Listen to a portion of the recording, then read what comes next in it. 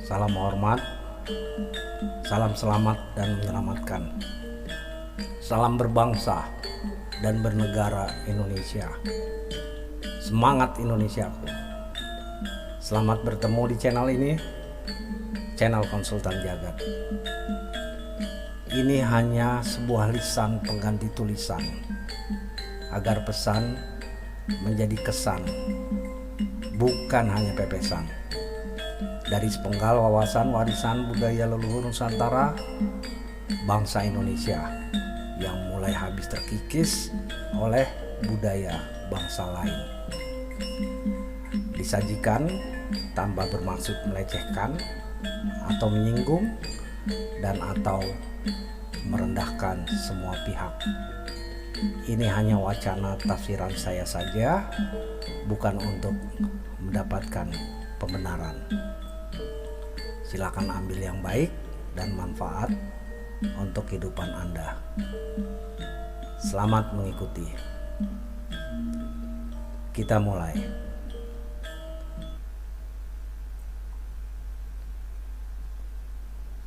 Topik pada kesempatan ini bukan merupakan ajaran leluhur Nusantara tentang kemuliaan diri menuju kesempurnaan kodrat hidup sejatinya manusia, melainkan sebuah praktek keilmuan yang muncul dari sejak kemerdekaan Republik Indonesia, terutama saat dicetak dan diedarkannya uang kertas menjadi fenomena bagian dari kehidupan masyarakat yang semakin marak dan ramai, apalagi saat kondisi krisis ekonomi seperti sekarang. Langsung masuk ke tutorialnya. Saat pemirsa memasuki rumah sang juru kunci, maka jangan kaget karena akan mulai merasakan dimensi alam lain seperti suhu yang sejuk, padahal siang hari matahari panas, sementara ruangan kecil tanpa AC, atau terdengar samar-samar suara orang berbicara, berbisik, tertawa, dan masih banyak lagi. Biasanya sebuah rumah di perkampungan atau di kota. Banyak juga rumahnya mewah dengan staf penerima tamu dan ruang tunggu. Ada juga yang menerima pasien di ruang tamu biasa atau di ruang khusus. Ketika berhadapan dengan juru kunci, maka akan ditanya, apa sudah siap atau belum? Apapun jawaban Anda, biasanya sang juru kunci tetap akan meminta Anda pulang dulu untuk berpikir dan pertimbangkan matang-matang dengan pasangan Anda, suami atau istri Anda. Setelah kuat niat dan tekad, baru Anda datang lagi. Saran saya, mintalah penjelasan dan keterangan dari sang juru kunci tentang apa, bagaimana, serta cara, juga resikonya memelihara tuyul. Biasanya juru kunci akan menawarkan Anda mau beli atau memproduksi atau membuat sendiri. Sebaiknya pada saat ditawarkan seperti ini, Anda katakan tidak tahu sama sekali dan minta penjelasannya. Biasanya penjelasan sang juru kunci akan begini, kalau mau beli bisa, mumpung ada stok banyak dengan tingkatan level kecanggihan dan penghasilan yang beda-beda tiap harinya. Level pertama itu level biasa, hasilnya paling ya berkisar antara 500.000 sampai 2 juta per harinya. Tapi itu disesuaikan juga dengan daerah operasinya atau tempat kerjanya. Contoh, kalau disuruh kerja di daerah perkampungan kumuh atau perumahan rumah sangat sederhana, ya nggak segitu, bisa kurang malah. Cukup nggak kalau sehari bapak dapat 300.000 aja? Enak loh bapak di rumah tanpa bekerja. Duit datang. Untuk level kedua itu lebih canggih, dengan penghasilan antara 2 juta sampai sekitar ya 5 jutaan lah. Tapi tergantung juga dengan daerah operasinya. Suruh saja kerja di daerah perumahan menengah ke atas, maka akan bisa dapat lebih dari 5 juta per harinya. Ibaratnya bapak mancing di tempat yang sedikit ikannya atau banyak, itu pasti akan dapat. Tapi kalau mancing kan makan waktu lama, pasang umpan, terus lempar ke air, nunggu deh sampai ikan makan, terus tarik pancingnya. Ya kalau ikannya ikut, kalau lepas gimana? Udah lama terus dapatnya satu-satu lagi. Nah ini bapak pakai jala nangkap ikannya, pasti dapat lebih banyak kan, cepat lagi waktunya. Tapi tergantung kolamnya banyak atau enggak ikannya. Level ketiga ini pastinya lebih hebat lagi, bisa sampai 10 juta per harinya. Nah kalau level terakhir ini super canggih, bisa kerja di ATM, bukan di perumahan lagi yang kerjanya makan waktu dan bapak nunggu kelamaan lagi di rumah. Bapak bisa antar langsung ke ATM, naik motor atau mobil malam-malam, cari yang sepi atau nggak ada orang yang antri. Pas di dalam, bapak pura-pura keluarkan dompet sama ATM-nya, ambil aja 1 atau 2 jutaan lah, terus pindah ke ATM lain. Aman kok, tuyul sama uangnya yang pindah gak kelihatan di CCTV. Pada tahap ini sebaiknya Anda tanyakan harga dan risikonya. Wah, kalau harga relatif lah, kan sesuai dengan hasilnya. Level pertama itu 50 juta, kedua 250 juta, ketiga 500 juta. Nah yang super 1 miliar, bisa nego kok, dijamin modal bapak pasti kembali dengan cepat. Tapi kalau uang bapak nggak cukup, ngutang aja dulu, atau jual barang, tanah, atau digadaikan aja dulu. Kalau risiko ya ada sih, yaitu mereka kabur atau hilang. Tapi jangan khawatir kalau hilang, nanti saya ganti dengan tuyul yang baru sampai balik modal bapak. Menurut keterangan juru kunci tadi kan bisa beli mumpung ada stok. Nah Anda tanyakan tuh bagaimana kalau nggak beli. Begini, kalau nggak beli juga bisa dengan cara lain. Tapi bapak dan istri benar-benar harus siap lahir batin. Begini Pak, bapak harus korbankan atau tumbalkan anak dari umur 1,5 tahun sampai 3 tahun. Lebih dari 3 tahun juga bisa, tapi nanti susah dikenaliin. Paling tua umur 7 tahun saja.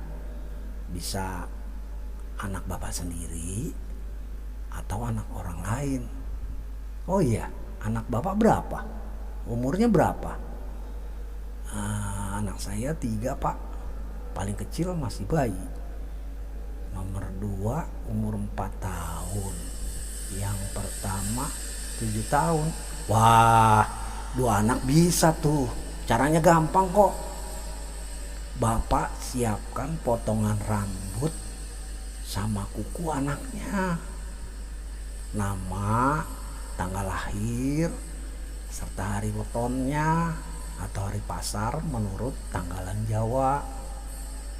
Pakaian anak luar dalam yang sudah dipakai tapi belum dicuci, sama mainan atau barang kesukaannya. Terus sesaji yang isinya 1 telur angsa busuk, ayam masak di ingkung 1 ekor utuh, beras merah untuk bubur merah putih, terus kelapa hijau 1 buah, kembang setaman, daun sirih ketemu ruas 2 lembar, sama dupa. Oh iya, 1 tampah buat wadahnya. Nanti saya ritualkan, lalu kita sama-sama larung di laut. Pada tahapan ini, Anda tanyakan apa yang selanjutnya akan terjadi setelah dilarung. Nah, setelah dilarung, bapak dan ibu saya ritualkan agar bisa melihat dan berbicara dengan anak itu, lalu pulang ke rumah. Siapkan 1 kamar khusus yang hanya bapak dan ibu yang boleh masuk. Nanti paling lama 10 hari anak yang bapak tumbalkan akan sakit lalu mati.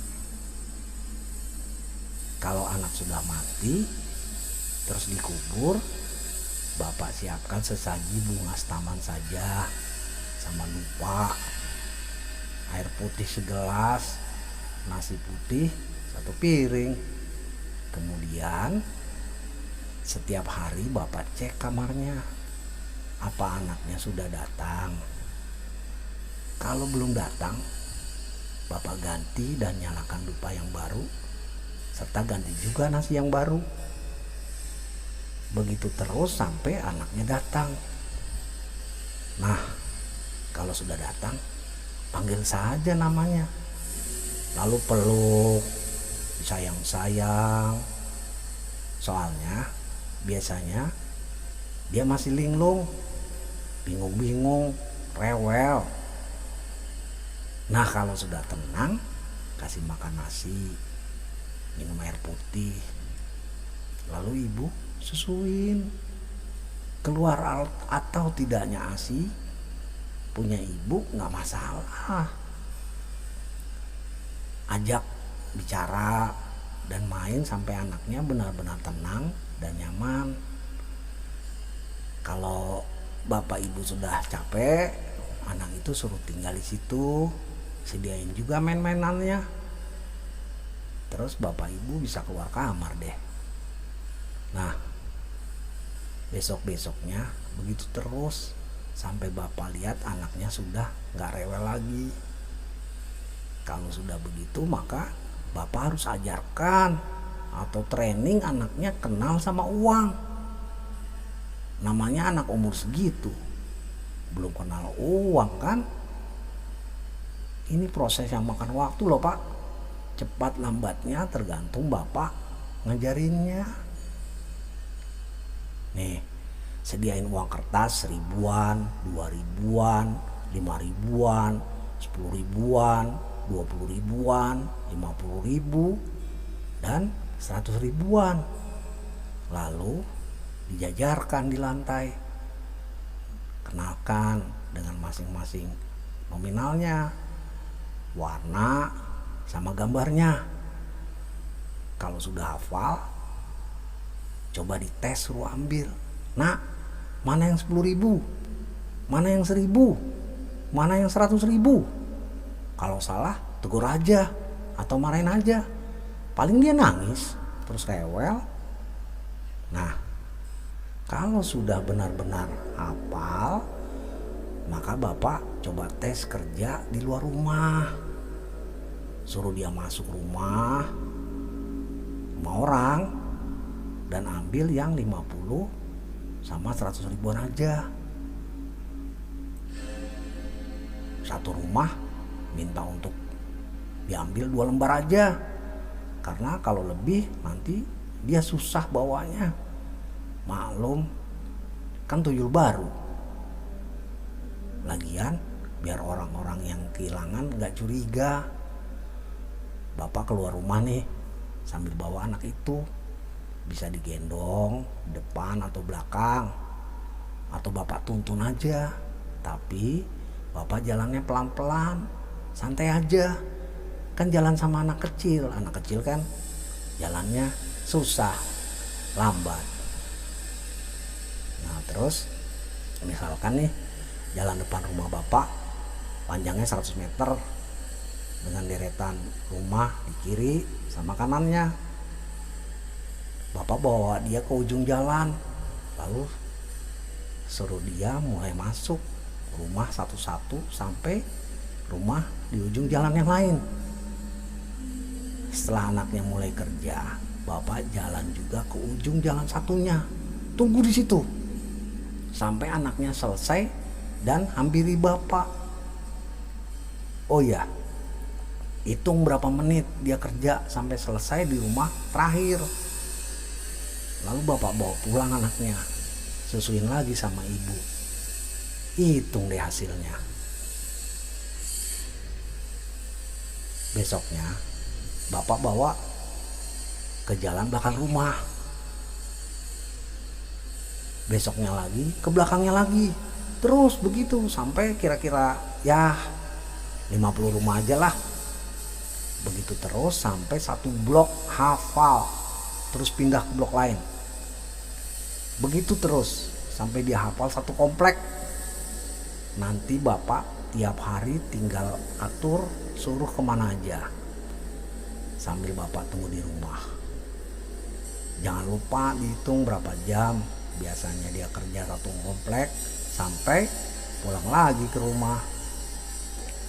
Nanti kalau lama gak pulang-pulang atau sudah 1 jam lebih nih dari biasanya dia pulang, Bapak harus cari anak itu sampai dapat, lalu bawa pulang. Biasanya sih lagi sibuk main air di genangan di jalan, atau main air di got atau kolam di depan rumah. Biasanya yang paling sering tuh ketemu mainan anak-anak di jalan, lalu dia mainin deh, jadi lupa pulang. Atau di satu rumah ada yang punya anak balita, lalu mainannya berserak di teras, terus dia asik mainin. Atau bisa juga ada anak balita yang sedang mainin mainannya, lalu anak Bapak ikut main. Ya namanya juga anak-anak Pak, kadang berantem juga sama anak yang punya rumah, rebutan mainan. Kalau itu sampai terjadi, waduh repot. Anak itu bisa dipukul sama anak Bapak. Tahu nggak? Bisa demam anak itu. Kalau daerah operasinya Bapak bawa ke pasar atau pertokoan, banyak saingan Pak. Banyak tuyul yang sudah canggih. nanti anak bapak kalah, biar bisa cepat hilangnya. Lagian banyak kios dan toko yang pasang CCTV sekaligus satpam, alias pasang siluman buat jaga-jaga. Nanti repot lagi bapak, jangan bawa ke situ lah, ke perumahan saja. Nanti kalau jadi pelihara dan kalau sudah cukup uangnya, bapak harus bikin usaha kecil seperti warung lah, biar tetangga nggak curiga. Laku nggak laku pokoknya kelihatan ada usaha, buat nutupin aja. Nah begitu pak. Apa sudah jelas? Udah paham? Kalau sudah jelas silakan bapak pulang, sampein ke istri. Nanti kalau bapak dan istri tetap mau lanjut pelihara tuyul, entah itu mau beli atau tumbalkan anak, datang aja lagi.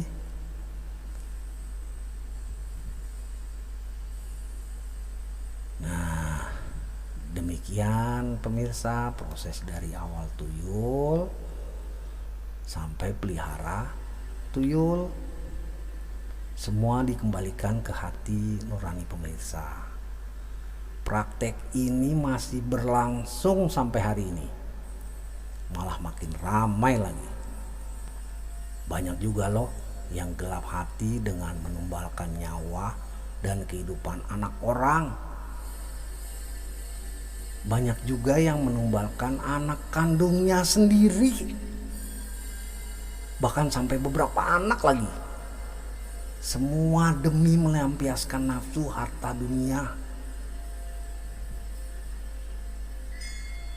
Nah coba pemirsa mikir deh, ada risiko yang tidak disebutkan si juru kunci, yaitu istri yang menyusui tuyul akan sakit-sakitan, bisa bertahun-tahun, sampai akhirnya tubuhnya kurus, kering, pucat, dan akhirnya mati. Terus gak lama disusul bapaknya. Sering sakitnya itu dianggap biasa, jadi ya seperti penyakit medis biasa. Ada juga risiko yang bahkan juru kuncinya tidak tahu, yaitu satu, pasangan bapak dan ibu itu melakukan perjanjian dengan bangsa setan dengan perantara si juru kunci. Hanya orang-orang tertentu dan sangat sedikit sekali jumlahnya yang bisa memutus perjanjian itu.